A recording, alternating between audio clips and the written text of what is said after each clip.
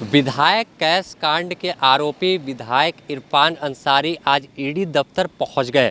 ED दफ्तर में उनसे पूछताछ चल रही है और कड़े सवालों की बौछार ईडी के अधिकारी विधायक इरफान अंसारी से कर रहे हैं।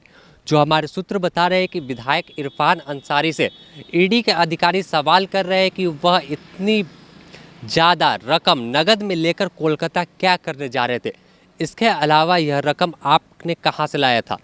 अगर इरफान अंसारी ने बैंक से पैसे को निकाला है तो उसका भी ब्यौरा ईडी के अधिकारी उनसे मांग रहे हैं कि आखिर अगर आपने जिस बैंक से पैसे की निकासी किया है तो उसका ब्यौरा दीजिए और बैंक खाते में वह पैसा कहां से पहुंचा था। इसके अलावा अगर वह पैसा आपका ही है तो क्या आपने उस पैसे का जिक्र अपने चुनाव लड़ने के समय जो पत्र भरा जाता है इनकम का और संपत्ति का उसमें जिक्र किया था या नहीं। इसके अलावा जो इन पर आरोप विधायक इरफान अंसारी पर लगा है कि सरकार को गिराने की कोशिश कर रहे थे और 10 करोड़ रुपए और एक मंत्री पद का लालच अन्य विधायकों को दे रहे थे।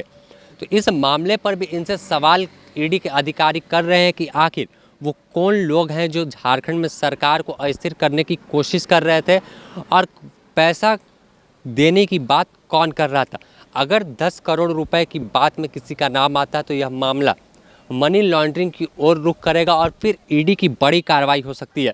बता दें कि 31 जुलाई 2022 का वह दिन था जब विधायक इरफान अंसारी, नमन विकसल कुंगाड़ी और राजेश कश्यप को बंगाल पुलिस ने 47 लाख रुपए नगद के साथ दबोचा था।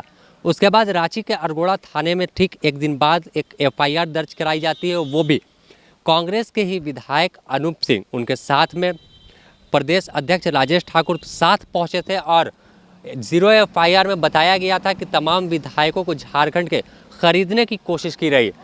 मुख्य आरोप इरफान अंसारी पर लगा था कि यह कई बार कॉल कर अनूप सिंह को बता रहे थे कि 10 करोड़ रुपया और एक मंत्री पद मिलेगा, सरकार को अस्थिर कर देना है। तो इस मामले में जब अनूप सिंह के द्वारा एफआईआर किया गया तो उनकी गिरफ्तारी है और उसके बाद 3 महीने से अधिक कोलकाता की जेल में बंद रहे थे। उसके बाद यह केस को बंगाल सीआईडी ने हैंड ओवर किया और उस बंगाल सीआईडी ने केस को हैंड ओवर करने के बाद रांची में और जो तमाम विधायकों का आवास है अपने क्षेत्र में वहां पर छापेमारी की थी और कई दस्तावेज बरामद किया था।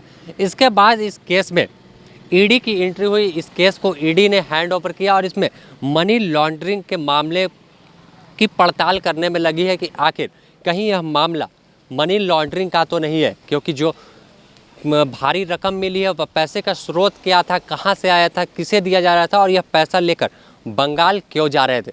तो इन सब सवालों का सामना विधायक इरफान अंसारी कर रहे हैं। और बता दें कि इसके दूसरे दिन कल राजेश कश्यप और फिर नमन विकसल कोंगाड़ी को भी हाजिर होना है। और इसके पूर्व में जो शिकायत करता थे अरगोड़ा थाने में विधायक अनूप सिंह से पहले ही ईडी के अधिकारियों ने लंबी पूछताछ की थी। करीब 10 घंटे तक ईडी दफ्तर में उनसे पूछताछ चली थी और उनसे जो सवाल है वह पूछा जा रहा था कि आखिर उन्हें कौन कॉल कर रहे थे, इसका प्रूफ क्या है। तो कहीं ना कहीं जो मुश्किलें हैं विधायकों की बढ़ने वाली है और जो इसमें संलिप्त होंगे।